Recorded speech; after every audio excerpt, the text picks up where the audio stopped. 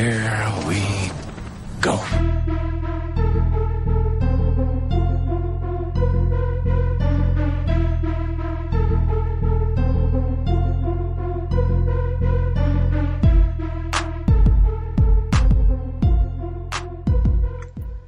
Coming to you live from the Hollywood foothills of North Carolina, it's the Confirmed Epic Podcast, the official podcast of the epicreview.com, a podcast where we don't need 300 hosts, we only need 3 to keep you entertained.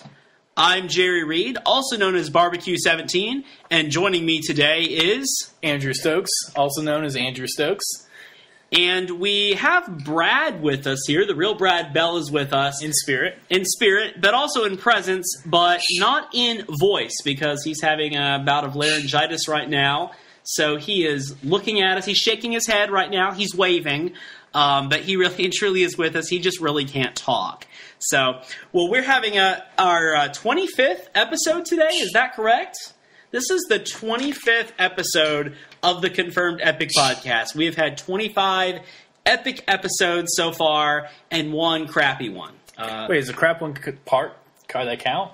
No, we did not count the last week's good. Confirmed Crap Podcast. Which if you're listening to this, it's probably too late to check out. So no, it'll still be on there. Oh, yeah, really?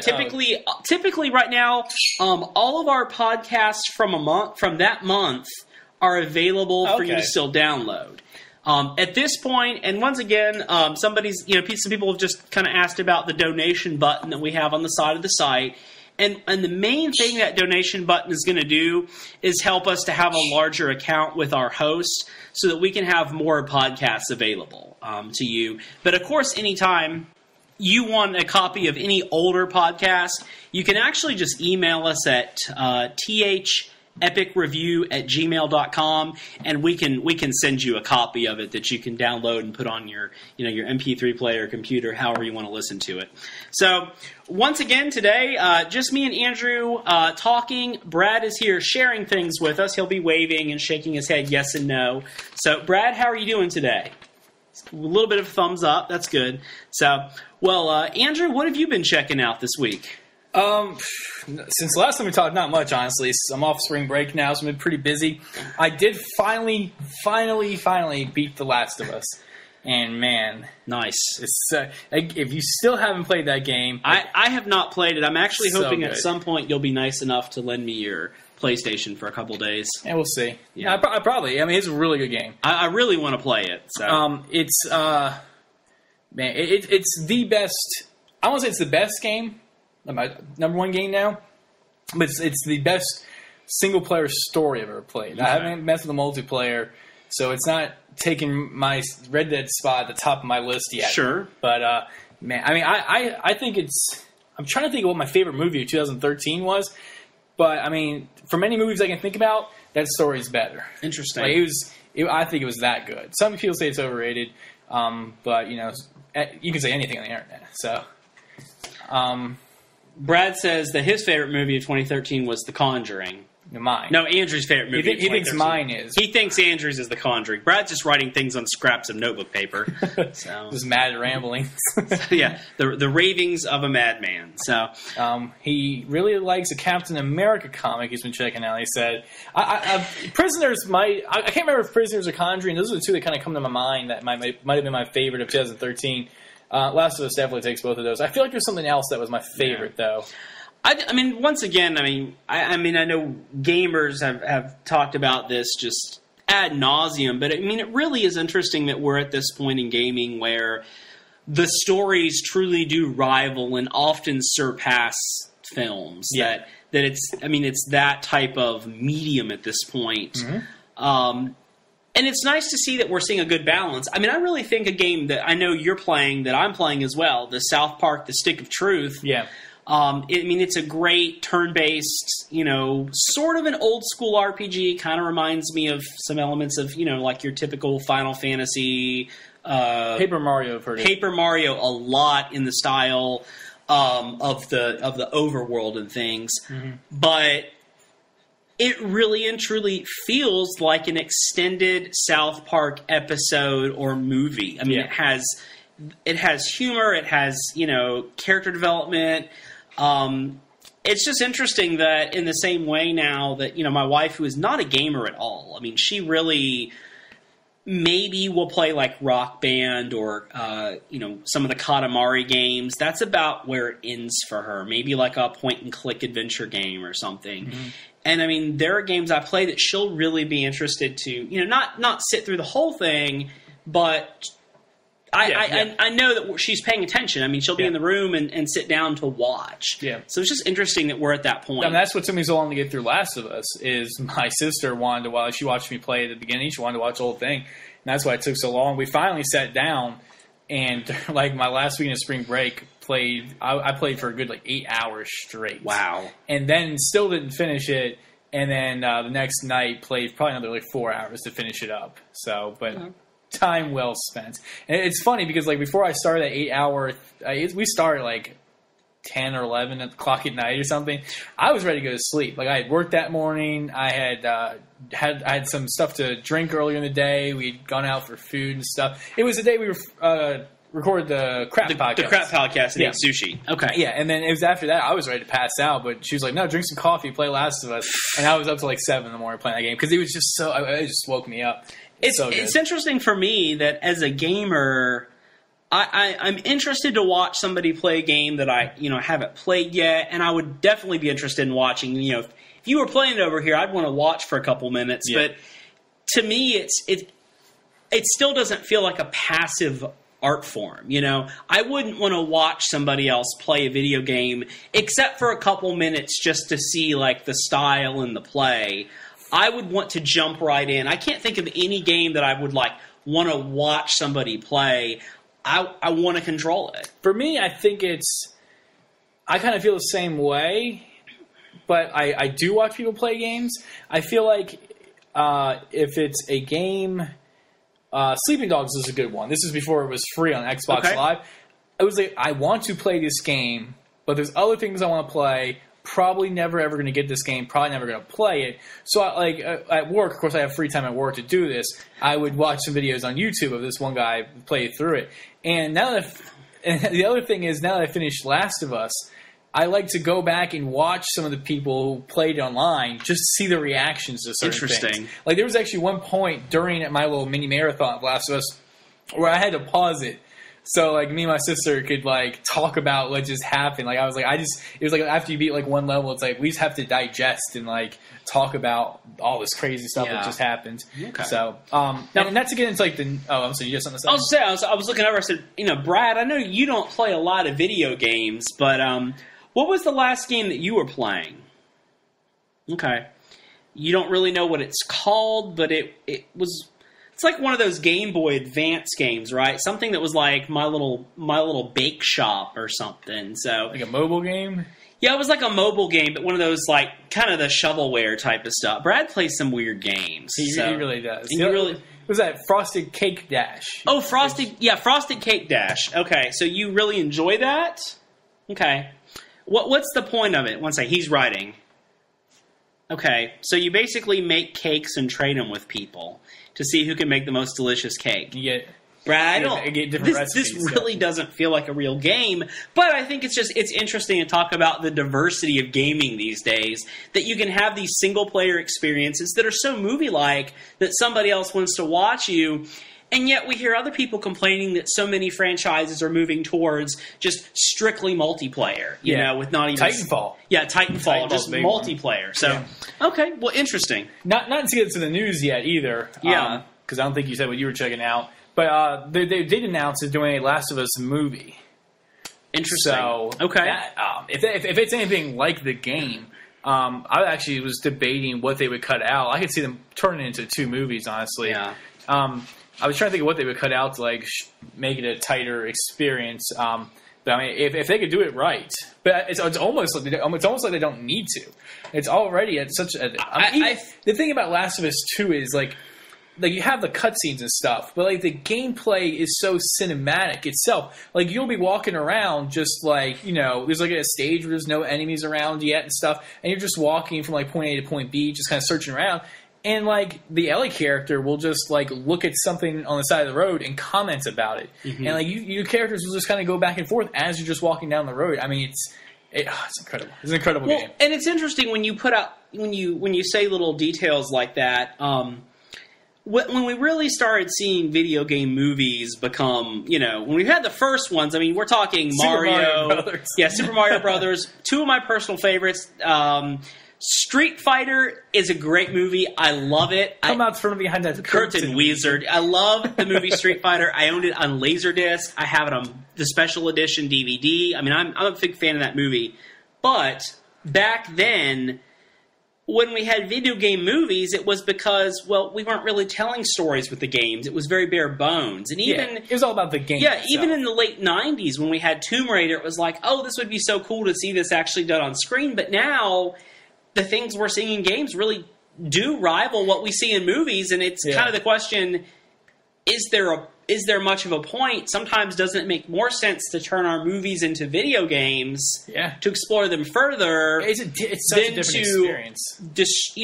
To have to condense and boil down the game to turn it into a film. You get like the old games. You get more story out of like the booklet that came with the game than with the game itself. Now games don't come with booklets. No, because everything's right there. Yeah, it was okay. Interesting. So what have you been checking out? Well, this week, one of the biggest things that I've been checking out is just stuff Masters of the Universe related, because now we had seen images of this character, so elements were leaked, but every year with, the Masters of the Universe line is monthly. It comes out monthly, and it's sold in a subscription format. You actually subscribe for a whole year, and every month, figures or vehicles or creatures, whatever it is, they're mailed right to you. Yeah. And there's always one figure that is only available if you subscribe. It's like a yearly bonus. It usually always comes out in March. And you have to buy it still, or is it part of the subscription? It's when you pay for your subscription fee, it's basically you're paying for that figure at the beginning of the year. Or you usually subscribe in July or August, and then it comes out. You subscribe for the next year. So the character was called the Unnamed One. This was somebody that I've talked a lot of times. Masters of the Universe is a very odd property because there's never been. Brad's shaking his head. Yes, it is. There's not one specific canon. Like, even if I were telling you, like Star Wars, or even with, if we were talking about something like Batman, I could name a couple things that I would say, okay, I want you to read Batman Year One, watch this movie, watch Batman Begins, watch the 1989 Batman, Brad's writing something. But we would have something, read Batman The Long Halloween. We'd have something that I would say, this will help you, this will get you caught up. This will help you understand the world. Right. Masters is like it's all over the place. I mean, it was a couple mini comics that came with the toys in the 80s here and there. It was storybooks. It was a cartoon series that, the 80s one didn't really have a like an ongoing story like we're more accustomed these days. It was just individual episodes. But this was a character that was mentioned like one time in a mini comic in the 80s that came with a toy. Awesome. And so they did not tell anybody what this figure was going to be. We were not told anything about what it would look like. Until you got it? Until you got it. That was the intention. Sweet. Now, it did pop up on Elite. On another website or something. Like early, somebody had a copy of it or, an image or something. And it turned out to be correct. But I'll just say that was a really interesting thing to take a character, just a name that had been mentioned for years and years, and to finally see how it was executed. Yeah. I'm happy with the figure. I'm not happy with the role that they gave it, because they really built this up. And they talked all these things about, this figure has two heads, but why? Well, one head has a helmet, one head doesn't. It was, you're thinking like, this is going to be like something that, is like a big mystery revealed to us. Or, and it's a nice figure. I'll be reviewing it this week. I think everybody and their mother knows what it looks like now. It's a Trawlin. Everybody and their mother. It's a Trawlin, which, if you're familiar with Orko, Okay, Orko, you have no clue, Andrew. Brad's shaking his head, giving me a thumb up. Orc or some sort of whale creature. So he was like this cute little kid character. I mean, he was a child, he was a wizard, but he was kind of one of those characters that was done on the cartoon, to kind of get kids interested in the show, sort of the child viewpoint. Okay. In a sense, for the show. Well, they made like an evil wizard version of him. Brad just drew a picture of Orko. Andrew, I'm going to show that to you. Does that help a little bit? Is this a character from Homestar Runner? Or yeah, he kind of looks like the Light Bright clown that was on the cover. Is he one of those wizards with a big old brim hat and little eyes? Yeah, just yellow eyes. He looks like a black mage from Final Fantasy, especially Vivi. Yeah. Think of Vivi, but with like a pink. And, I know exactly what you're talking about. So that was just, the evil wizard's pink. This little guy is Orko was pink. This guy wears more like blues and dark purple. I think I've seen both. So. Well, I feel like I've seen both. This guy's like pretty new, but you might have. Maybe. So, anyways, that was interesting. Got him in the mail. One thing I will give a shout out is there's a website, MOTU for Masters of the Universe, motu.com.co. I am now their official reviewer. Wow. So I make sure to post all my reviews on there, and that's just been a really fun thing. Because there's a lot more Masters of the Universe sites opening up. We've always had He-Man.org, but now we have motu.com.co, and we also have hemanworld.com. So it's really cool to see just more Masters of the Universe sites. There's a lot of international sites as well, but we have a couple new English-based sites. So. Yeah, I also really like to give a shout out to it's called Facebook.com. I have my own blog on there right now. Just I can write whatever I want. Basically, you have a blog on Facebook? Yeah. It's just like I put like what they call them statuses on there. I can just write whatever I want. I have some friends that are on there too. Is this new? It's pretty new. It's been around for a few years. Really starting to get popular. Facebook.com. It feels like a flash in the pan kind of thing. I'll be honest. I enjoy my time on there. Don't think it's going to take off. Yeah. Like let's be honest. Oh well. Yeah. So I'm really putting my chips on Zanga. I think Zanga's going to be the big thing. So I think Friendster, is that what it's called? Friendster's really going to. Somebody was telling me about this thing called instant messaging. Like you like texting. No, it's like through AOL or something. Love AOL. That is my so it's browser. like through AOL, and you can put you can send little messages back and forth. It's really fun. Okay, just like AOL emailing or like Hotmail, basically. Well, what's really quicker. We're always looking for ways around our house to cut down expenses, and we got a CD in the mail the other day that said it was like 1,600 minutes of free internet. I'm like, that is sweet. Wouldn't it be almost better if we bought our internet by the minute? I think so. Who's going to buy in bulk? It doesn't even make sense. I know. What if you don't even use all of it? I don't use all that. I don't need all that internet all the time, I mean, really. This is the future. And we're really trying to be green, so we're thinking, how much wasted internet is there? You heard about the Comcast Netflix deal, though, for real? Netflix, you know what I'm talking about?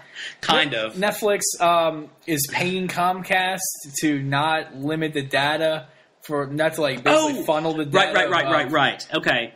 Yeah, so it's a because people using Netflix are actually, a lot more data is flowing each month, and some providers do have a limit, or limit, so or in peak hours they can limit things. Limit. But still, that's just it's a dark road we're going down. That's just really very interesting. So we'll see how it plays out. But that's not making me happy. So we really did what we were checking out last week. I will say one more thing I'm checking out. I just checked it out this week.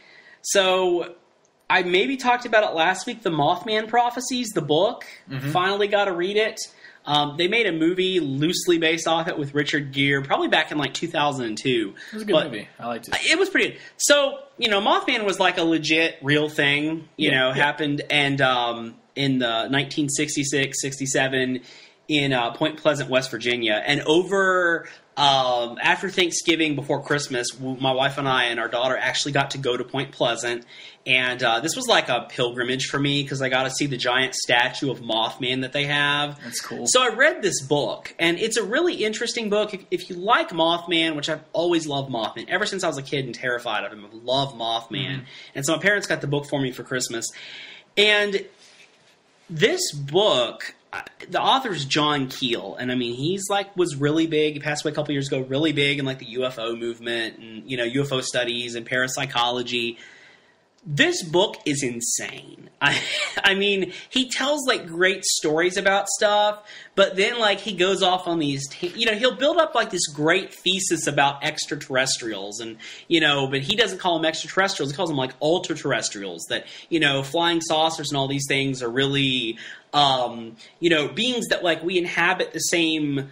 It's kind of the same dimension with, but they're on different planes, and okay. They're different levels of consciousness. Seems legit. Okay, so as crazy as it sounds, he makes some good arguments, and then he'll throw out and be like, and it reminds me of a poltergeist case I investigated. And you're like, what? You're going to have to explain how these things are connected. And he's like, and I was on a Sasquatch watch, and you're like, what? It was making me think of Man Bear Pig. I mean, it was this. It was a really interesting book. It had some creepy stories in it about UFO sightings and all this stuff. But then it would go on. And the guy would be like, yeah, and then it reminded me of this possession case, and you're like, okay, you're just everything all over the place. It's an interesting book if you're really into those things, but it wasn't chronological at all. It jumped back and forth. It was almost like you just took the ravings of somebody online, on their conspiracy theory side, and just packaged them and said, hey, here's a book. I mean, it was insane. So really weird, but I've been checking it out this week, and what was funny is this was not funny. But we had a fire in an abandoned building close to our house. Oh that was fun trying to get to class. Yeah, and having to go. I had to go another way to get to work. Yeah, but so we knew the fire was going on. So that morning, actually, I woke up and the dogs are staring at the window in our bedroom, and there's these big flashing bright lights outside. Of course, went to bed reading this book about alien abductions and stuff, and I'm like, what the heck is that? Oh man! And it was a city work truck outside our street blocking our road. We're the only house on our road, and they just completely blocked our road at both ends. So I had to actually drive around and figure out how to get through. So man, I can't. I want to see a UFO, for real. Yeah. That's one of the things. Then you're more likely to see one, according to John Keel. Maybe I'll pass you this book I almost saw a UFO one time. And by that, I mean, I thought I saw one, but then the next night, it was in the exact same spot. And you identified it. So yeah. But see, that's the thing. People are like, UFOs aren't real. I'm like, no, I'm sure at some point something was flying through the air and you didn't know what it was. Well, therefore, it's a UFO. So what's interesting about, and Brad's definitely rolling his eyes at this point, what's interesting about this John Keel's argument is that he talks about, people really didn't start seeing flying saucers until we invented air travel and space travel. Prior to that... So they say. Well, prior to that, people said they were seeing dragons or angels and demons or things that they were accustomed to in some way that was part of their mythology, their personal or cultural mythology. And so he's like, these things have always been happening. We've just identified them differently. We may not really be seeing what flying saucers. We're seeing something, these ultra-terrestrial beings. And, really, really fun if you like crazy conspiracy theory stuff. I do. Give it a try, man. That's why this Malaysia you might love airplane thing is like, what's going on? So some of the jokes people are making are very distasteful. But the Malaysian air flight? Yeah. Somebody. That's what I said. I was telling a guy at work about it. And I said, depending on how this turns out is going to determine whether it's a theatrical release or a made-for-TV movie. Yeah. So somebody walked up and showed me a picture of Herman Villechase. He was Knick-Knack in The Man with the Golden Gun. He was on Fantasy Island. He was the guy that always said, the plane boss, the plane. And somebody showed me a picture where it said, oh, wow. Where's Herman when you need him? I was like, too far. Too soon. Yeah. Yeah, I've seen a lot of Lost references online. I've seen a lot of Lost references, too. I saw one, it was a fake Craigslist ad for a jetliner, like he's trying to sell a used jetliner. So, yeah. So, interestingly, I don't know if it's true, somebody said if you put in the coordinates 4, 8, 15, 16, 23, 42, if you turn that into 2 sets of, GPS coordinates, that it actually does end somewhere along where they think the flight path might have been. Interesting. I don't know if that's true or not, but it was on a CNN comment, so I'm pretty sure it probably sounds accurate. It probably has some weight to it, right? Yeah. All right. Well, we're jumping along. Let's talk about a little bit of news here. All right. Let's play that news music. Da da da da da da da da da da. All right. Well, our top story is that Game of Thrones could be ending with a major film. Major motion picture. A major motion picture. So, I have yet to read or watch Game of Thrones, but Brad wrote out these talking points for us. Don't want to be too relevant to today's conversation. So, Andrew, what do you think about Game of Thrones ending with a major film? Cool. I mean, my only experience is the books. So, I wouldn't be happy if the books ended that way. But as far as the TV show... We're not. The last book, guys, I'm not really going to finish it. We're just going to film it? I'm just going to film it. Me and my family. It's going to be me. It's going to be me talking for about 10, 12 hours about what would happen. Yeah, do a podcast on it. Yeah. Sounds cool, I guess. I haven't watched the show, but I mean, I know they're having problems with how the story, I'm trying to think of how to say it. People age in the story, but they don't age as quickly as real life is going. Yeah. And so some of the younger characters in the book are growing up a lot quicker on the show. So it would be necessary for them to finish the show sooner rather than later. We have a comment from Brad. Brad asked, we have a listener email. It's from Brad Bell. It says, would you be mad if the film ended things by the books are out? Before the books are out. I don't know. I mean, I started reading the books after the 3rd season. Yeah. And I can only think of like one thing that got spoiled for me, and it happens in their first book. So if I can work on the impression of things, I think we're living a pretty good time where things don't get spoiled. I can't think of a single thing in Last of Us that got spoiled for me. I can't think of anything really major in any property that's really gotten spoiled for me. There was something for The Walking Dead. And that's tough because with Walking Dead, those really have become two unique animals. Sure. I mean, the comic series is very different from the TV show. Something's very specific about the show got spoiled. Right. So okay, gotcha. Because I used to watch it 2 days after it aired or something like that, and somebody spoiled one of the character deaths. Wasn't me, was it? No. It was something at work. So making sure that comment wasn't passive aggressive. All right. Oh wait, no wait. Yeah. Okay, cool. I actually forgot what character it was. I just remembered it wasn't the character I was thinking of. It was a different character. I'm pretty sure you've seen that episode, but we won't go into it. All right. Fantastic. Okay. The next piece of news that we have is one I think is obvious, but it's exciting nonetheless, and it's that Episode 7, Star Wars Episode 7, so that's supposed to be released next December, December 2015, is going to be set 30 years after the end of Return of the Jedi. That's cool. So, which means basically that the movie is going to end in real time. I mean, that they're not going to try to say it's 10 or 15 years the actors will be the appropriate age. So, I think that's a good thing. I think the more interesting conversation is what is Disney going to do with expanded universe stuff? Just blow it all up, destroy it, pretend it didn't happen, shove it under the rug. Who cares? Who cares about the entire expanded universe, right? I certainly don't. It'll be interesting to see what they do, especially now that they kind of have 30 years leeway to work with, and they could make some of the books say they're still canon, and some they could get rid of. So I think they also announced that Episode 7 takes place 30 million years before the ending of Back to the Future 3. So I thought that was really interesting too. A long time ago in a galaxy far, far away. I don't know. Yeah, I don't know what that'll do for the Back to the Future expanded universe.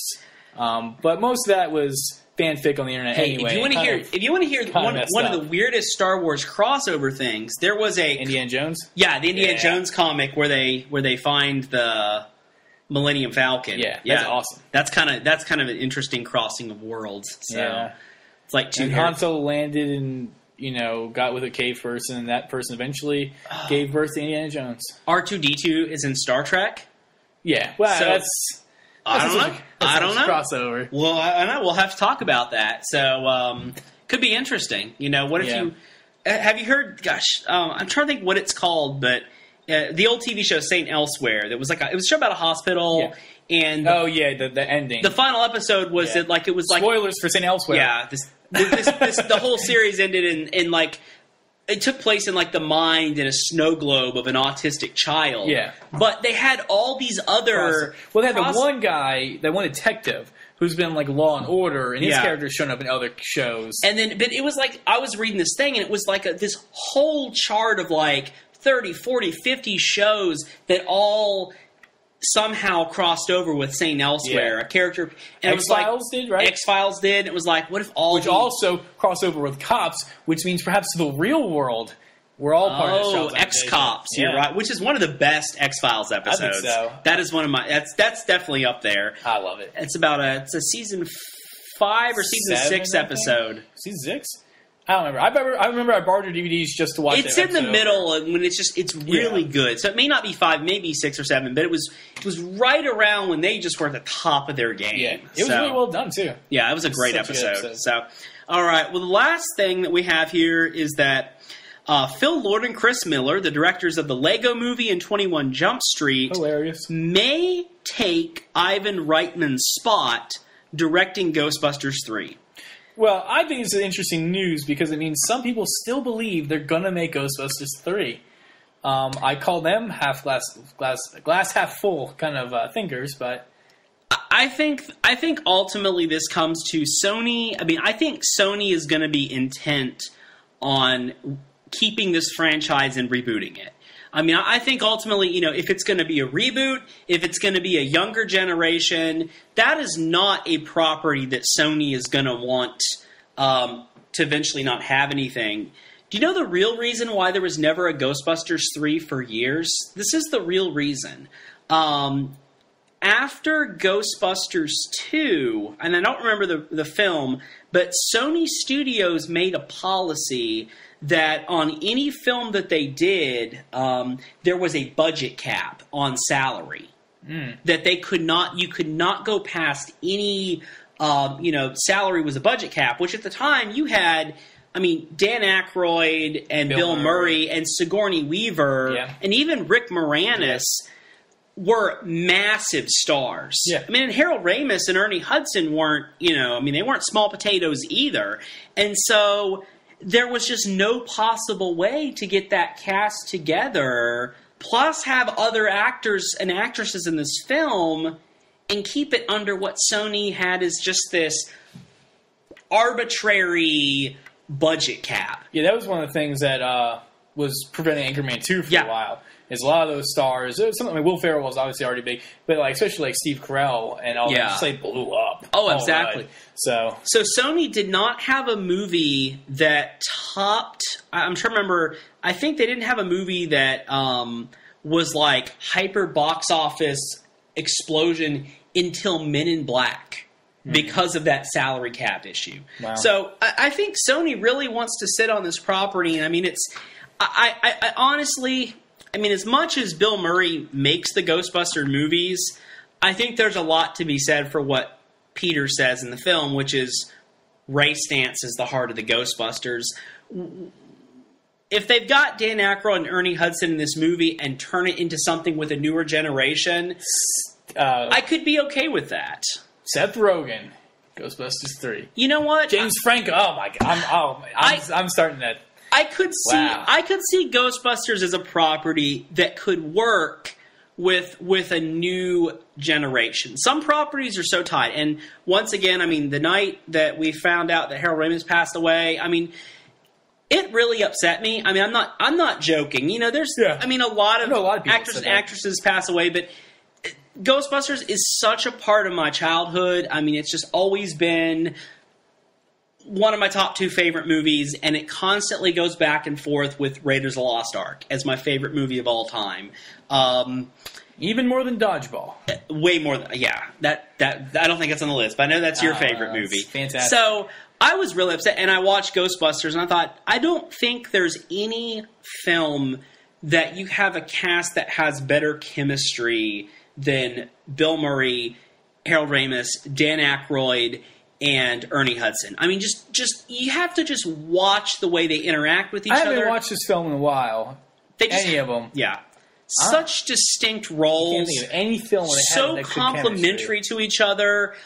Just perfect. I mean, just a perfect movie. And I'm gushing here about Ghostbusters. But once again, and here's me gushing, and I'm saying, you know what? I think, Andrew, some of those actors that you mentioned, and actresses, comedians, yeah. I'm not a huge fan of their movies always. James Franco. Well, okay. James Franco. But let me say, I think they have the kind of chemistry with each other that I could see this kind of thing working. Well, I was thinking when you said that, Wedding Crashers, Vince Vaughn and Owen Wilson had great chemistry in that movie. I would love to see what they could do, and Brad's writing again. What does Brad have to say? He's a big Mitt Romney fan. I think he's Rogan. He's writing a list of names. I guess. Slippy, Swanson. What are you doing? So, a new baby buggy. So, Ghostbusters 3. The rumored cast of Ghostbusters 3: Seth Rogen, Paul Rudd, Steve Carell, and Mitt Romney. Who's that? Romney Malcolm? Who's Mitt? Why would Mitt Romney be in the movie? He would be like the new Walter.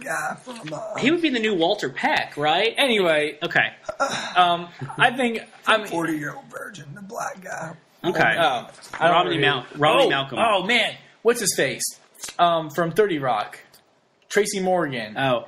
I always think Jack Black would be good in a Ghostbusters film. Yeah. I could see him. I mean, once again, I want people that can really... Oh, Adam Sandler should do a funny voice. He could be one of the ghosts. Oh, I don't know about that. I'm joking. Yeah, okay, you're going too far there. Yeah, here we go. Kevin James, Adam Sandler. No. Oh, here we go. Rob Schneider. But at the time, you know what? At the time, those guys, I mean, Ghostbusters was really, it was a comedy. It was intended to be a comedy. Yeah. I think it just became so much more because so much more, like Dodgeball. If you've heard the stories about Dan Aykroyd turning in the original script, I mean, Dan Aykroyd came up with this whole idea. I mean, Harold Ramis came in and really wrote and took the script and really helped to turn it into everything that it was. They looked at Dan Aykroyd's script and they're like, this isn't even filmable. Not in a bad way. It was just like so radical. I mean, it was this radical. It was this massive script. I mean, them traveling between alternate worlds and stuff that wouldn't even have been possible, in the 1980s. But Dan Aykroyd really just had phenomenal creativity. I need to watch these over again. You definitely need to watch them over. It's been a long time since I watched watched even this. The animated series is fantastic. I mean, they really... It truly is one of the few cartoons that was based off a film property that really feels like the film that it was based off of. They did a really good job with it. And Slimer became the mascot. Slimer did become the mascot. I used to have a Ghostbusters lunchbox, like one of those plastic ones. I'm pretty sure it came with a thermos. Yeah. So, good times. That makes me think of another news story that I heard this week. It's more My Little Pony Friendship is Magic news. Brad's favorite news. Brad's favorite news of all. So there's a news story, and is it another North Carolina story? But there's a boy that was being bullied because school-age kid, grade school, that was being bullied because he had a My Little Pony backpack. Did we talk about this last week? On the podcast, that was being bullied because he had a book bag. We might not talk about it on the podcast. I think we talked about it afterwards. So he's bullied, and so what did the school do? Told his parents he can't bring the book bag to school. Yeah. Not deal with the bullying, deal with, you're, See, I don't know. The object. I understand you try to keep distractions out. Yeah. And that's one of the arguments for uniforms in schools, in public schools. So I understand that, but at the same time, it does send a bad message to the kids. It does. Like, I mean, isn't it?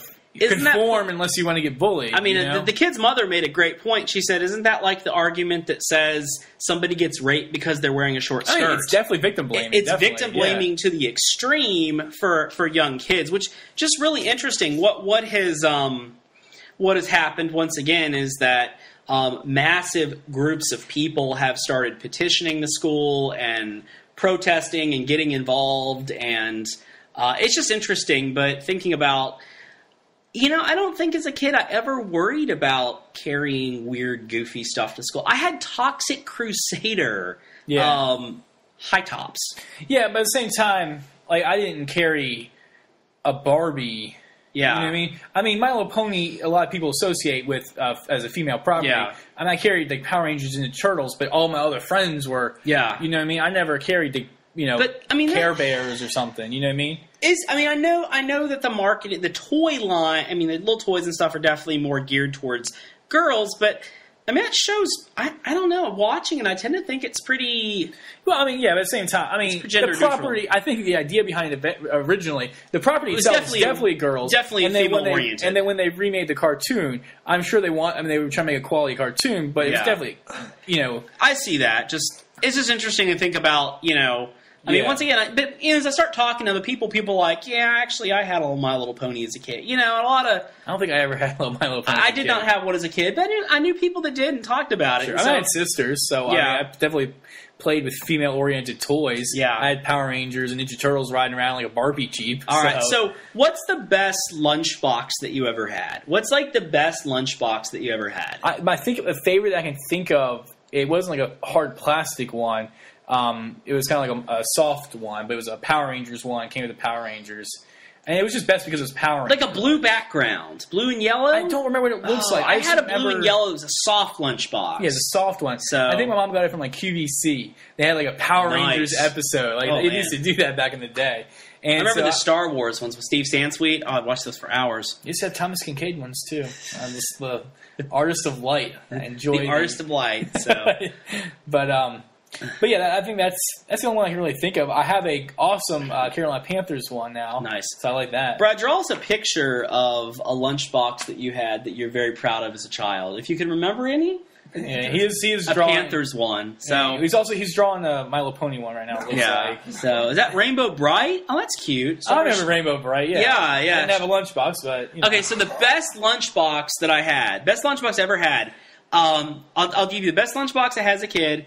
Best lunchbox I had as an adult that I still have. Okay, that sounds like our friend Anna.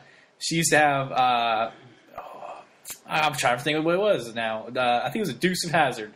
Oh, it might have been a Dale Earnhardt. I don't remember. She had a few lunchboxes in high school, though. She had like a John It was something Deere that involved cars in the South. Yeah. So she used to sneak alcohol into school with it. No, I'm just kidding. Okay. Wow. So I had this lunchbox. It was a hard black plastic lunchbox, and it was massive. It was really big. It was probably as I'm using my hands to show how big it is. So it was this big. Yeah, which is not helping at all. It wouldn't fit in a shoebox. It wouldn't fit in a backpack. You had to carry it, and it was like black plastic, but it was like it looked like a piece of technology or something. But it had the Jurassic Park logo on it. So sweet. And so you're thinking like, gosh, is this like something you'd carry like dinosaur embryos around in? Or honestly, it probably looked like a bomb or something. But we don't. Nobody cared about that back then. Yeah. Whatever. I remember one year I was Norman Schwarzkopf for Halloween. And I had an old cat pistol that was like metal, and that was in my holster. And nobody cared because, that's your costume. You're Norman Schwarzkopf. Yeah. He of course would carry a pistol. So that was my favorite. That was like 1991. I'd say when if any of your friends just opened it up, try to steal your lunch, you would start going Oh, that's very good. So my favorite as an adult lunchbox is I have a Watchmen lunchbox. But the way the characters are drawn looks like if they had been part of an 80s cartoon. So it's black metal, and it has, the Doomsday Countdown clock on the side. This is the current one, right? This is, yeah. Yeah, I've seen this. So the back of it has the Watchmen, and it looks like, once again, like if they were like an 80s cartoon, what you think they'd look like? Yeah. You turn it around, and it's the Minutemen. on the other side at the party from the comic, and it's just super cool. I mean, it's what they look like as a cartoon. Yeah, what they kind of look like. It makes you think like, gosh, if this had been an 80s cartoon, and this had been a real metal lunchbox. What's interesting about lunchboxes these days, and I like being the host because we're taking some weird detours here tonight. Okay, this is fun. So what I like about lunchboxes these days, or what I think is interesting, is they actually can't call most lunchboxes unless they meet like certain standards. So if you go to like Hot Topic, or if you go online to probably like a website like Big Bad Toy Store or Entertainment Earth, and you look at a lot of the lunchboxes that are aimed at adults. I mean, what kid is really going to want to watch them in lunchbox? Not many, but they don't call them lunchboxes. They have to call them like storage or metal tins, or they have to use like names because everything doesn't meet some kind of weird criteria that an actual lunchbox has to meet. It's kind of like chicken wings that like they're spelled with the Z at the end. It's because they don't meet like the technical definition of what they want. Whatever the FDA says is a chicken wing. Oh, okay. Like if it doesn't meet that requirement, they normally call like chicken wings like a Z. You like see them like the frozen foods or something. Chicken wings with a Z. Okay. But speaking of Jurassic Park, since we're still in the news section, so I think it was. I'm trying to remember if it was a director or somebody. I read this recently. They were talking to somebody involved with Jurassic World coming out, and they were talking about how Jeff Goldblum's character and Grant, Malcolm, all of them, they're not coming back, and some of the reasons. But they said they just didn't feel like they didn't want to shoehorn them in for no reason. Yeah. They said it wasn't fair to the characters with the movie, which I guess I can respect that. But I will accept any reason to see Jeff Goldblum. Yeah, so. Jeff Goldblum could be in any film, and I would be okay. But one person they did say was coming back, which I thought was interesting. Have you heard this? B.D. Wong. Yeah. Yes, Dr. Henry Wu. If you remember him from the Jurassic Park 1 during the early scene where they're at the lab, they're taking a tour of Jurassic Park, and the baby raptor hatches out of the egg. He's a scientist there who I believe in the book was responsible for them bringing the dinosaurs back. He was the guy behind the idea of it. Yeah, he has a larger... Brad said he's big in the novel, right? I actually think he's normal-sized in the novel. He's probably human-sized, but he did have a large role, Brad. You're right. His part was a little bigger in the novel. He's also big in Japan. So, nice. Thank you. I try. All right. I'm excited. Jurassic World seems like it could be pretty interesting. I'm one of these people. Obviously, the third Jurassic Park doesn't stand up to the first one in some ways. But I've enjoyed all three of them immensely. I thought all three of them were very enjoyable films. I've watched them all multiple times. There are times I think I like the third one better than the second one, because I think the second Jurassic Park really falls apart. I don't like the scene once the dinosaur goes back to San Diego.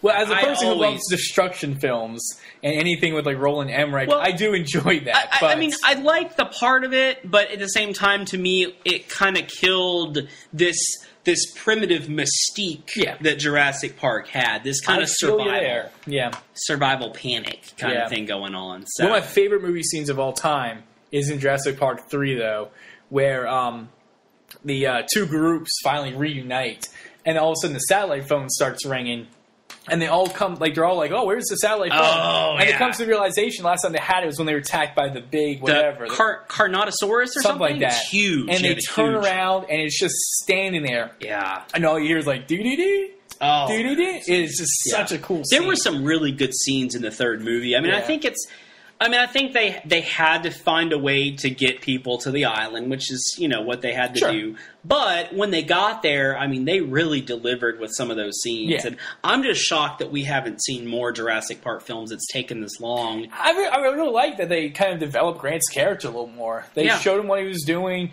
how his experience with Jurassic Park had changed him professionally, kind of changed the direction he was going in his career. And kind of tied into the movie there. Sam Neill is a fantastic actor. We watched Event Horizon. Has anybody ever seen Event Horizon? Nope. Okay, so check it out. I'll let you borrow it. It might be on Netflix. It's a sci-fi horror film that came out in, I want to say 1998, maybe 99, about Sam Neill is this doctor that has invented this this ship that can basically tear holes in the galaxy and travel across the place called the Event Horizon, and it goes missing. And it's the government tells everybody the ship was destroyed in the furthest reaches of space, and so it's like this massive disaster, but it really didn't just get destroyed. It went missing, and so he brings this team to the ship, and it turns out that they've actually maybe like taken a portal into hell or something, or some other dimension where evil just comes through, and just fantastic, man. I mean, I just love watching Sam Neill and stuff. I really would have loved to see him be James Bond when he was younger. He actually was one of the in the running for the role of Bond after Roger Moore, but lost out to Timothy Dalton. He could have been Indiana Jones's brother. Yeah, just blew your mind, didn't I? Yeah. Explain a little bit. It'd just be cool. Oh, okay. He just seems like he could be Indiana. I can see him next to Harrison Ford. Okay. Sorry, I thought you were like. I was trying to think like what James Bond actor was in any, other than Sean Connery. Well, you think you have the Sean Connery connection as well. Boom! You just re-blew my mind. Oh wow, we're like going back and forth. We gotta stop blowing it. I didn't want to say it. We don't know how to... Actually, Andrew and I don't really know how to edit We'll this just thing. go on to the movie. So, yeah. So, the movie that we saw today was 300 Rise of an Empire. And speaking of Rise of an Empire. And so we've got a clip for you from the trailer right now.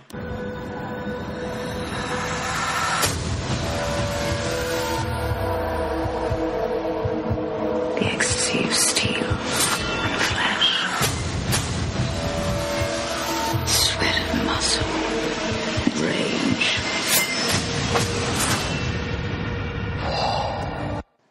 And that was from 300 Rise of an Empire, the sequel to 2007's 300. So, Brad, why don't you set up this movie for us? All right, Brad is moving through the living room. He is acting like he's swinging a sword. Okay, he's moving really fast. Okay, now he's moving really slow with the sword swing. He's taking his shirt and pants off. Yeah, and he swung it really fast again. Okay, Andrew, why don't you do a better job of setting up 300 Rise of an Empire for us? That's basically it. It's a not necessarily prequel. It's a prequel / side story. Yeah, prequel, sequel, side story. Yeah. I've heard some people call it a sidequel. Sidequel, yeah. I know. I'm sure. I know. Sometimes things are called Gaidens, like as a kind of a Japanese name. A lot of video games will be like Gaiden if it's like a side story. So yeah, he has a sword, right? Yeah, Ninja Gaiden.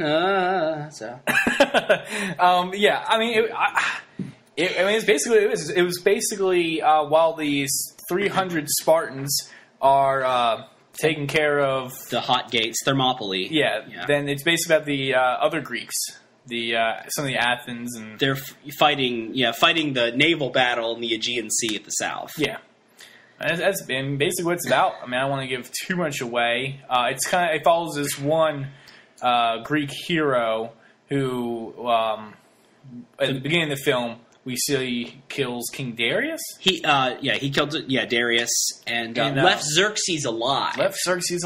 And so when Xerxes was just a young prince, and so had hair. Yeah, and always kind of tan.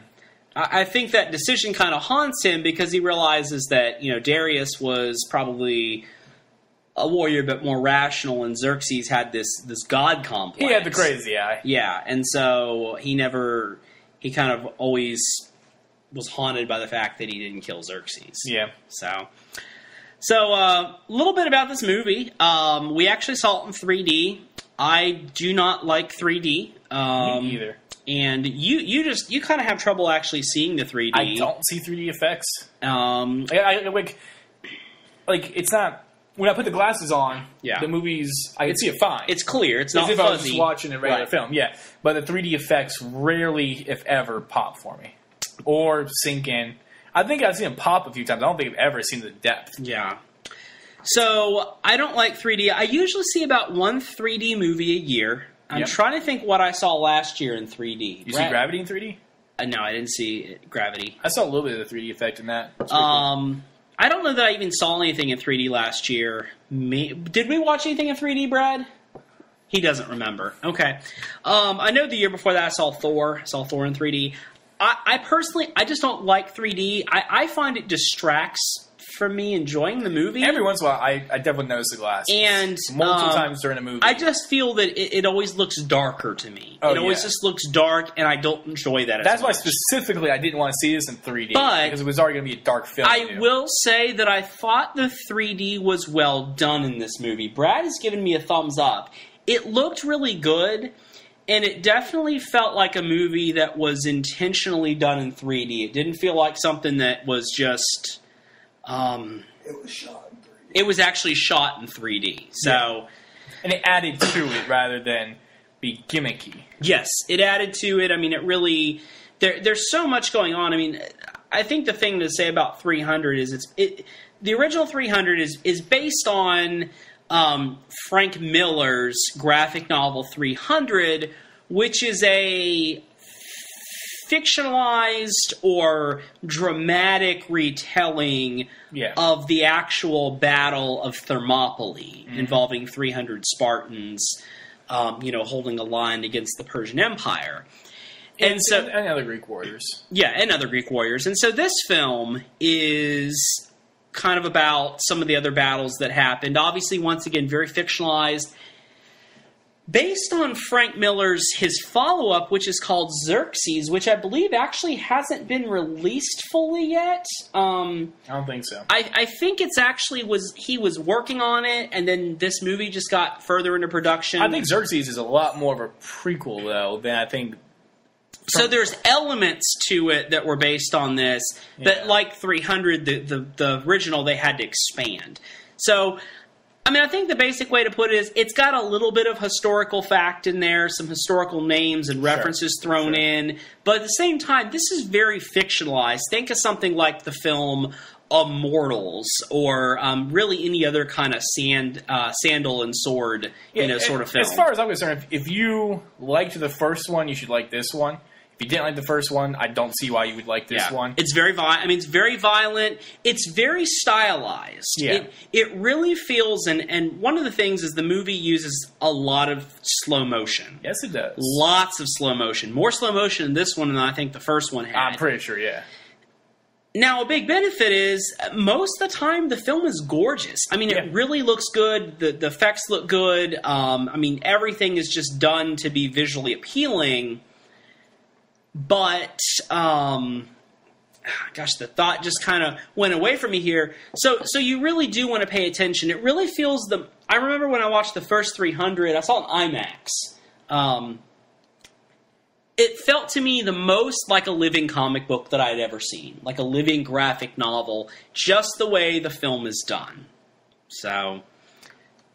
once again, if you like, Greek warriors wearing just leather shorts and capes, hacking the limbs off of people, this might be a good movie for you to watch. So one of the things, I don't know if I talked about it on the podcast before, one of the things I really enjoyed about the first 300, and one of the things that people don't like, I guess I should say, about 300 is how crazy some of these things look. How some of the people they fight, the Spartans fight, are crazy. Xerxes himself is just, it's stylized, dramatized. Xerxes being called the God King, and very much, he's taller than everyone. He's he's just literally not taller, he's larger than everybody. Right. He almost has a glow to him a lot. And I think one of the things that I like about 300 is the entire movie is a flashback. And it's this one guy's story to the rest of the Spartans about King Leonidas and the 300s and what they did and what they went up against. So it's this Greek soldier who spent his entire life basically in this area, and all these crazy things, these troops throwing things at him that he's never seen before, and it's his way of explaining it. And their way of explaining it... it's a war story. Yeah. He's telling someone a war story. It's propaganda. He's telling them a war story to get him motivated. Yeah. So it's biased, and he doesn't... at the same time, he also doesn't understand everything he's experienced so far. Yeah. And so and in fact, in some parts, he wasn't even there for, some of the story as well. He was just having to kind of, tell it from I don't know where. Yeah. So that's one of the things, when this movie was coming out, I saw the trailer, it's just like the first one in the style of it, and I was like, I'm not going to like this, because it wasn't supposed to be necessarily real life. It was a story. And in this one, when it opens up, it's a story again. Yeah. It's King Leonidas' wife talking and telling the story of the story that we see in 300 Rise of the Empire, and I loved it because of that. Yeah. I mean, I love that idea of it, that they continued that it was a story in a flashback, so you can have the same effect. You can take liberties with things and be like, okay, well, they didn't understand, they didn't necessarily understand this, or she's telling, she's hearing it from somebody else who told her and stuff. And there wasn't as much fantastical stuff in this one, I felt. There really wasn't. No. I mean, in the other one, you had more. I'm not going to say creatures, but some of the warriors of the Persian Empire seemed more inhuman. Yeah. And you didn't have that nearly as much in this one. The most... this is a movie where it's tough for me to really say there's any kind of spoilers. I mean, I know there are spoilers, but it's tough to say that there are spoilers because I just don't really... I mean, it's a battle. It kind of is what it is, and... I guess we should probably go ahead and jump into spoilers real quick. I think so, because I think I can really talk about what I felt of the film. So we're rolling the reel forward, so we can talk about spoilers a little bit more openly.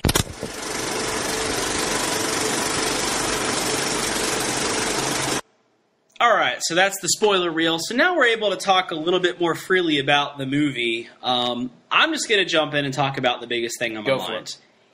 Eva Green owns this movie. I don't think this movie would have been nearly as good without the presence of Eva Green as Artasia or something. She is a warrior, the commander of Xerxes' navy, and she is just one of the most Artemisia. She is just fantastic. Eva Green is gorgeous, and she has these, unearthly eyes. Really, she's frightening when she wants to be. And this movie really gave her a chance to be terrifying and brutal, and she had some of the best fight scenes in the film. I thought, really, she carried this movie more. Well, she had some of the few fight scenes, but... Her backstory was she had a great backstory. Brad was pointing out. They really did tell about how she was tied into Xerxes. So when you were saying earlier that it was Queen Gorgo telling the story, I kind of thought some of the story too was being told from a Persian perspective a few times, because they really made that. Stuff that they wouldn't have known that she really built up about how. Sure. She did sort of finish off, King Darius so that Xerxes, Xerxes could take over the ruler. And she kind of prodded him into going out and sort of becoming this mythical figure to the Persians. Yeah. You think that at any point would you actually... Because she had a very interesting backstory. She had a... rough past. Yes. And her reason for wanting to fight the Greeks, despite being a Greek herself, was very understandable. Yeah. Did you find yourself rooting for her at any point? Maybe kind of hoping that she would get some sort of vengeance? I actually felt like I connected more with her more so than the main character, which was Themistocles? So, sorry, just seeing the movie one time is tough to remember some of these Greek names. So, I thought she was more interesting. She was more charismatic, and I really liked her story more. Both of them. I think both her and Themistocles representing the main warrior of Athens. That was trying to get the Spartans and everybody else to unite as one Greece united to fight against the Persians. He had his cause. He had his backstory, and then he didn't have too much backstory, I don't think. Well, but they did have his whole thing where. I thought that the fact that they gave him the whole thing where he had killed Darius and didn't kill Xerxes. Yeah, that's true. It gave him something that kind of weighed on him. He blamed himself. He blamed himself for every death that happened in this fight. He felt like if he had killed Xerxes and made a different decision, this wouldn't have happened. Or if he'd also accepted their terms of surrender or whatever. Yeah, at some point. So, and then Eva Green is coming in, and you're like, man, she's also has a reason to be pissed off at the Greeks because, and she is a Greek. You really had these people that really, both of them had good reasons to have conflict, and that made it quite interesting. I kind of feel that way. I kind of don't. I didn't see myself at any point being on Eva Green's side. I wish she could have switched sides because really her family we're in spoiler section now, so I can say her family was raped and murdered before her, and then she herself was taken and used for years on a ship. So obviously she ran into some bad people, but now she's on the side of people that are doing the exact same thing. They're just doing it to people that were her enemies. It's just... Yeah. Although, once again, we're seeing the whole thing from the Greek perspective. Yeah, it's true. So. It's true. I like the main character, honestly. I think he wasn't a very complex character, but I don't think he needed to be. I don't think Leonidas was that complex. He was, this is my land, you're trying to invade, I'm trying to stop. I think that's the same thing. Leonidas was extremely charismatic. Gerard Butler just...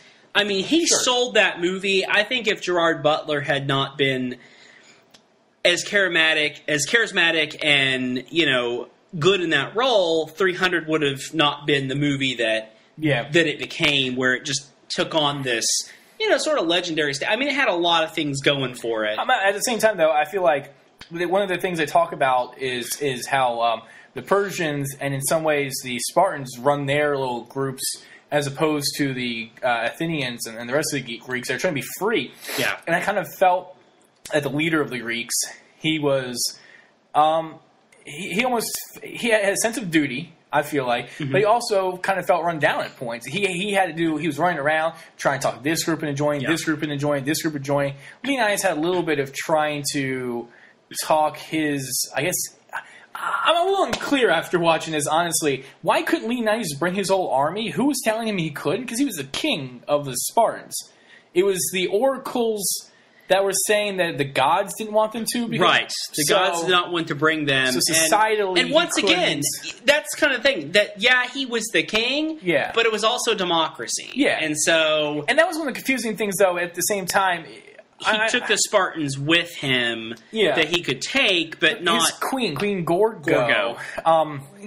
Especially at the end, most of 300, or all of 300, she's trying to champion King Leonidas' cause and get the troops to fight.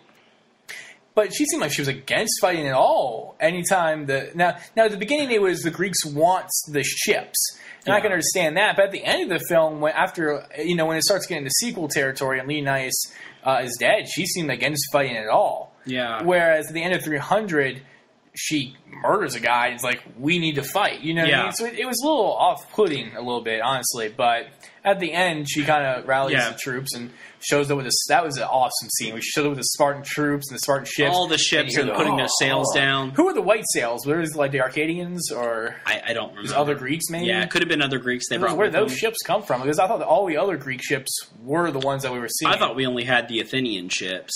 Okay, that might have been. What do you guys think about Lena Headey? Who? Lena Headey. Lena Headey didn't have as big of a part. Queen Gorgo. So she didn't have as large of a part. I thought as much. In the first one, once again, I thought it was really about Leonidas fighting on one front and her fighting on another front. I mean, she was as much of a warrior and a politician as he was. They were very, very equal in the first movie. This movie, she obviously was very powerful, but very limited. Yeah. I would almost argue that she had a cameo more than even a supporting actress role. Yeah, she was she was like the narrator of the film, but just like the narrator of the first film, he was there, but he wasn't, and he showed up every once in a while. Obviously he was there the whole time, but he wasn't a big part of it. It wasn't as big as Leonidas or Xerxes or like the father-son combo they had going on, or even Queen Gorgo as she was doing her stuff. But that's one of the things I did like about this film is how they were able to tie in, like the guy, the narrator of the first film, the guy that they were missing an eye. They tied him in. Yeah. They tied the messenger in. He had more of a backstory. I thought that was really interesting, and just stuff like that. I thought was really cool. So the hunchback of Notor's Sparta. Yeah, Ephialtes, who betrayed the Spartans. Yeah, they gave some Persian gold. Yeah, they brought him in as well. So. What did you think about the pacing of the film? Did you feel it was just quick the whole way through, fast-paced, all action, or... Slow motion.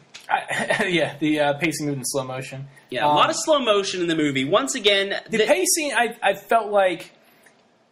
Because the movie was prequel through sequel, it kind of made the... I don't know how to describe it. But there's definitely I think it created some sort of like weird pacing effect. Yes.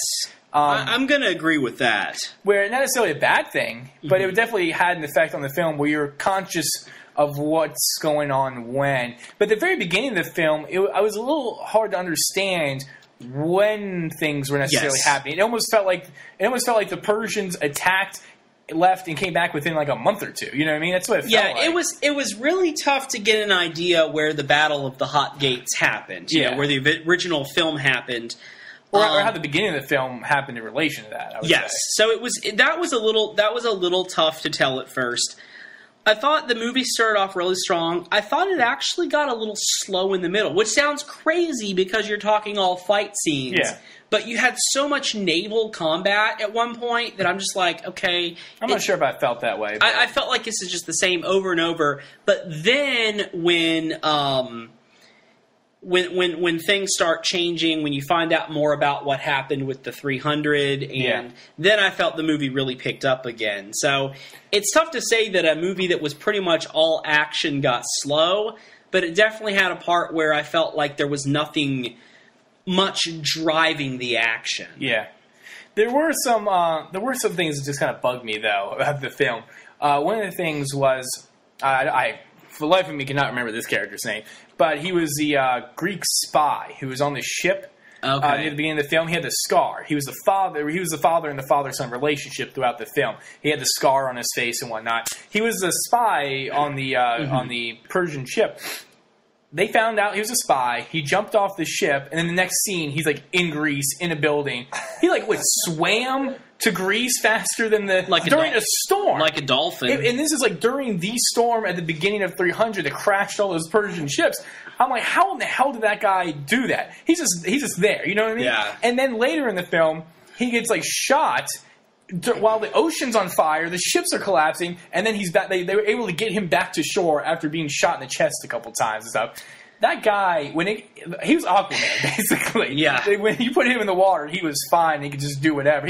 He treated the ocean basically like a fast travel in a video game. Just goes on there, he starts moving around. Yeah. So there was stuff like that. There were a few lines that I thought were cheesy. Not that one. The lines weren't as good. The dialogue was not as sharp as the dialogue from 300 was, where there were so many memorable lines. There was one in this one where the father and the son are talking, and the father realizes his son's fighting, and the father's like, "What are you doing here?" He's like, "I'm defending my home and my country, whatever." And they're like, the father's almost like, "Who would have told you to say such a horrible thing?" It's like, "Who told you that?" It's like, you, obviously. Like, what are you talking about? Like, that's a fine thing for somebody to say, Yeah. And then there was, and then near the end of the film, when they're trying to, whatever the main character was there. Themistocles. Thermometer. He was saying, we have to take out Eva Green's character, and we can take out their whole Navy. And they're like, how are you sure we're going to be able to get to her? And I was like, well, she's been at the front of the naval fleet this entire movie. Yeah. She was just shooting arrows at you guys. And sure enough, as soon as they start attacking, she's right there. I'm like, why would you ever think it would be hard to get to her? You know what I mean? She was clearly at the forefront of this thing. It's just little lines like that I just thought were kind of dumb. Eva Green's character, just fantastic. I mean, really well-written, well-acted. I mean, I really do think she brought... It was more about her. She brought the charisma to the film that Gerard Butler brought to the first one. Yeah, I almost feel like her and Thermometer were were kind of like the Leonidas and Queen Gorgo. Yeah. You know what I mean? As far as there's kind of two stories going on at once that kind of meet up at the end. So, what did you think when Thermostat came and jumped on? Had the horse. That's crazy. That was a little far, but I mean, once again, this whole movie is pretty far-fetched. Yeah, and I heard some snickers when that happened. I mean, really, for some reason, it didn't bug me. I really don't know why. That seemed like the thing that would bug me. All of a sudden, this horse on these small ships that the Greeks had. Yeah, I was kind of thinking like, okay, if all the ships were together, maybe. Yeah. But then I'm thinking like, what? Like, did that make any sense? Like, why would they bring the horse? Yeah, well, I mean, I guess it was like he's thinking, well, we'll plow through people, but you're thinking like, these ships weren't all tied together or anything. Yeah. You know, it's kind of well. I also didn't understand. Strange. The Persians sent like two days worth of attacking against and then they failed miserably against the Greeks. And then they released all this like oil and sludge and basically decimate the Greeks. And I'm like, why didn't you do that to begin with? Yeah. Why did you have another strategy other than to do that? Maybe they wanted the ships. I don't know. Yeah. And maybe I don't understand how naval combat works, especially in ancient times. Yeah. But at the very beginning of the film, we have that one character who's like, I can command your offense for you. She's like, okay, great. And then, like, later you see he hasn't left that ship. And she's like, yeah, you're losing. And it's like, he's still there with you. Like, what'd she do? Who's going to run my offense? I'll just sit here and watch? Like, you're the commander of the Navy. Like, I understand if he was on a different ship leading the charge. That part didn't make sense to me. But again, maybe I don't understand how ancient naval combat works. She wanted him to prove himself. She wanted him to prove himself, is what Brad was saying. Yeah, she wanted him to prove himself. But at the same time, how is he going to prove himself when he's there? I don't know. I don't know. Like, what could he have done other than like, here's a plan, go attack them. Oh, it's not working. Like he was on her ship that wasn't part of the combat. Yeah. I don't know. There were a few things about me, but overall, I was pleasantly surprised. I thought it was going to be a dumb, like nothing to it, just stupid slow-mo action. And I was pleasantly surprised that there was a little more to that. I want to give my final thoughts here in a second, but I want to throw out about the slow motion again. Okay? Yeah. So we all know that original 300 directed by Zack Snyder. Yes. This was produced by Zack Snyder, but he did not direct it. So, Zack Snyder directed Man of Steel, Watchmen, Sucker Punch. Who directed this? 300 had a pretty good usage of, once again, I think at the time it was pretty revolutionary, the type of slow motion, fast motion mixture that they used. At this point in this movie, I felt like the director, Noah Murrow. First-time director. First-time director? Okay, so this is the first director. Second time watching a 300 He also directed the film Smart People, actually. Someone's got IMDb up right now. So not a first-time director. But this was a pretty big film to have somebody on. Whatever happened, whoever was over the cinematography of it, I felt like they really overused the slow motion. The slow motion in 300 really was like capture a moment. It's kind of like in comic books. I mean, I'm going to use an example from comic books to do a point. Typically, when you're doing storytelling in comic books, you do lots of panels that moves things forward. Then you have what's called the splash page. That's a whole page or 2 pages where it should be like one moment that hits you hard. Yeah. This guy used slow motion like all the time. Yeah. Instead of slow motion being... Every fight. Almost every sword swing. Every sword swing. Everything. I mean, there were times like people were just like climbing up from stuff or just looking them in the face and it was slow motion. Yeah. And I thought it was just, once again, I mean, Zack Snyder can be an over-the-top director sometimes, but I think he's a pretty good director for action movies. I think Watchmen's just a fantastic, faithful comic film. I loved Man of Steel. 300 is brilliant. I mean, 300 is a brilliant movie. Dawn of the Dead remake. Yes, absolutely. Great director. I felt this was somebody trying to mimic his style that just, didn't have his chops. Didn't have wasn't attuned the way Zack Snyder can be for an action scene. I mean, it kind of makes sense. I mean, he kind of had to mimic him to some degree because that's what 300 is kind of known for now. But I definitely get what you're saying. It was used a little more freely than in the first one. Somebody was joking. I don't know if it was Brad or Joe. But somebody said that if the movie didn't have slow motion, it'd only be half as long. Which, I mean, really, it was every scene was slow motion for the most part. And I just thought that was a little bit overused rather than making it stand out. Yeah. So... I do want to talk about one thing real quick. All right. There is, just like in the first film, Which there are a few things in this film that kind of feel like the first film over again. The father and son. Yeah. There's a father and son in the first one. Of course, the son dies. The young son, who's his first time fighting, dies. And this one, the father dies, which I thought was, I don't think they were that interesting in this first one too much. And it was kind of reused. Also, I almost feel like they felt obligated to put a sex scene in this film because of the Queen Gorgo and King Leonidas sex scene in the first film. Now, without sounding creepy, I think the sex scene in the first film is one of the best sex scenes in any film because it's so meaningful. Yeah, because we get King Leonidas is getting ready to most likely go off to his death. Yeah, and it's a very passionate. Him and scene. his wife. I mean, it's very loving and and it's something. Now, I feel like I kind of know what I feel like. That they had an idea of a sex scene here, and it wasn't 100% just thrown in to have one.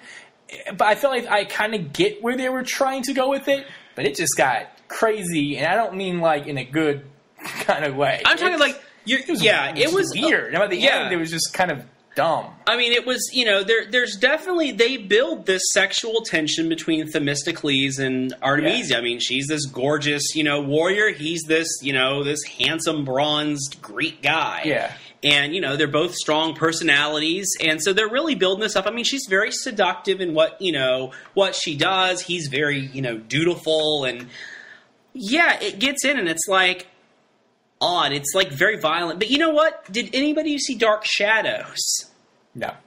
Which was that? That was the Tim Burton film that came out last year with Johnny Depp. The it was based off the old TV show. I wanted to see. Was it good? So it was okay. So Eva Green is in that movie, and she has a scene similar to this one with Johnny Depp, where they're like destroying stuff. I mean, in this building, and just very awkward and bizarre. Yeah. And that's how I felt this one as well. I mean, it was just weird. You're right, it was weird.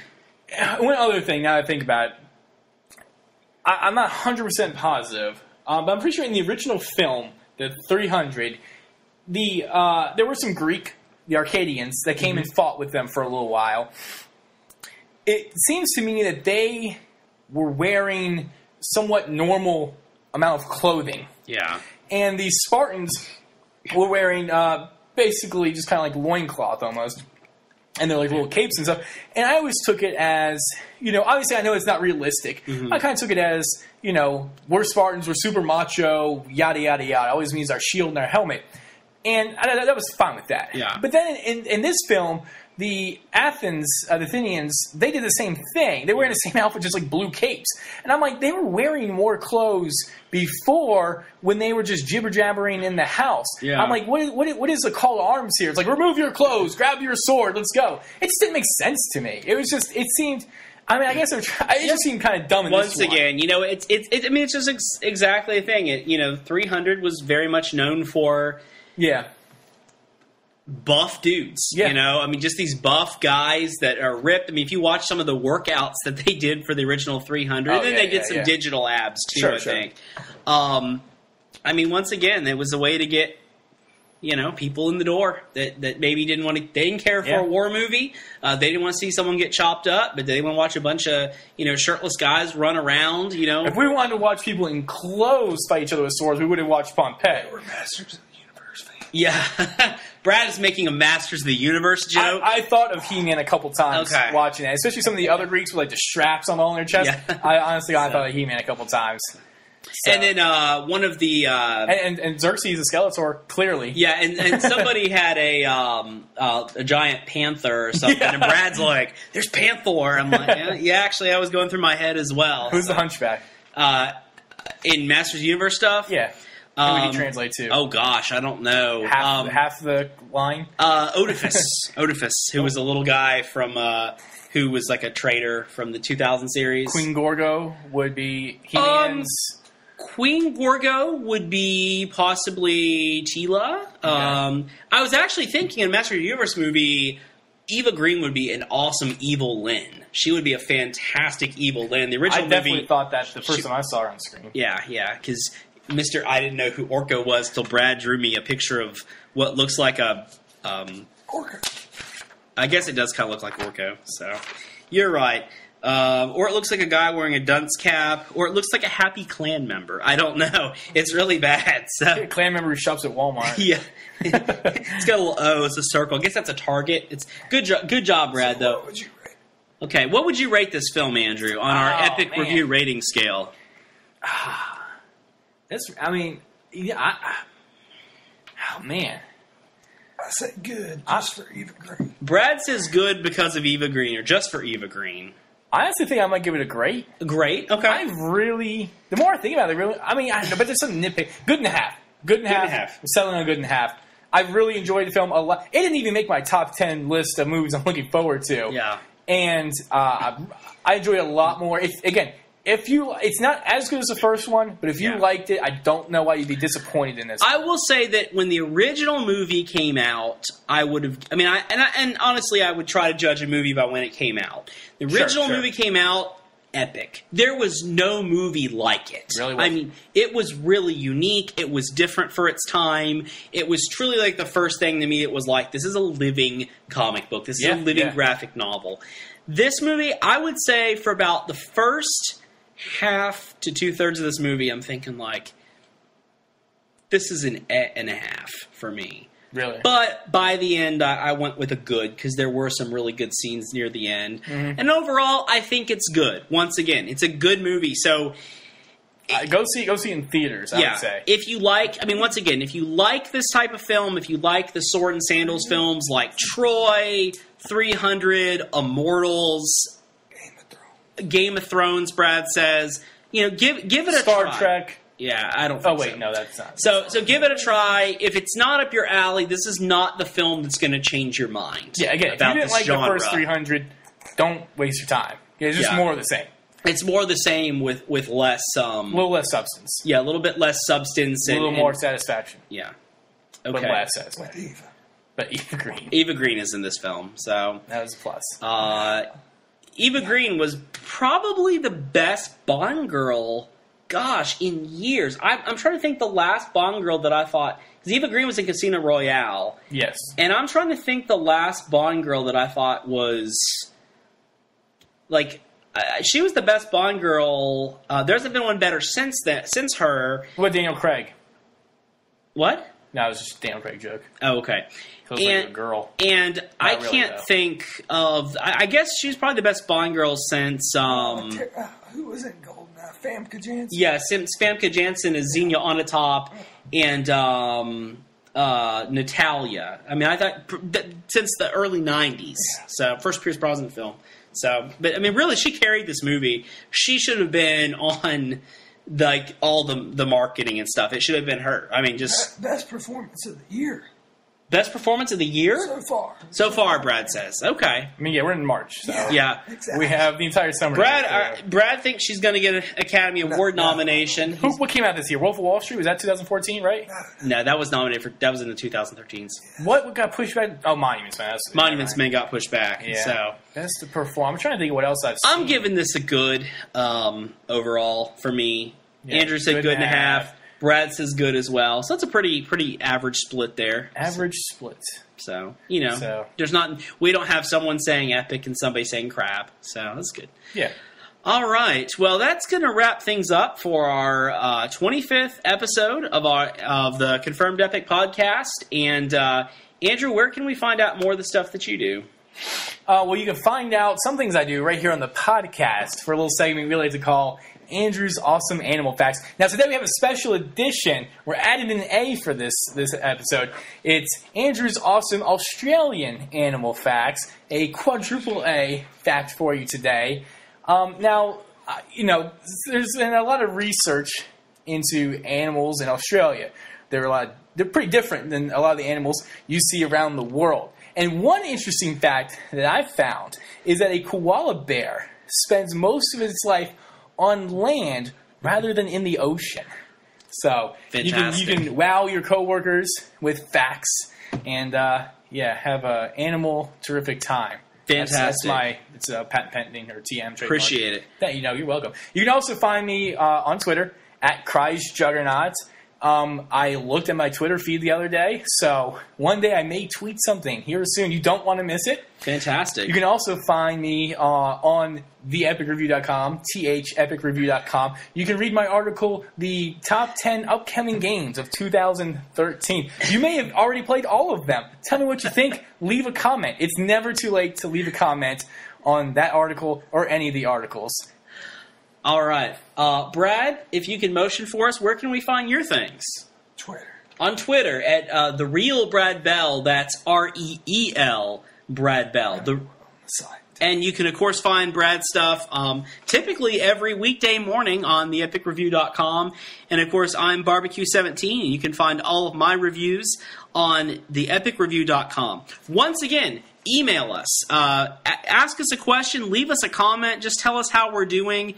We would love to answer some questions on the podcast. We certainly would answer questions on the podcast. Believe me, if you send a question, we'll answer it. We'll find somebody to answer it. Yeah, like if you live in Tennessee, you know what I mean? Feel free to send a question. If you live in Tennessee and you maybe know somebody on this podcast, maybe you're related to them, and you'd like to ask a question, go for it. That's No, there's no www. That's send it to epicreview@gmail.com. And remember, we do have the donate feature. If you enjoyed the podcast today, chip a couple dollars our way so that we can make sure to have all these podcasts available for you. And coming to you from the Hollywood foothills of North Carolina, we are out.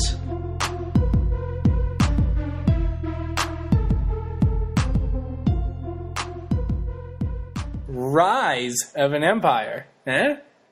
Evergreen, get it?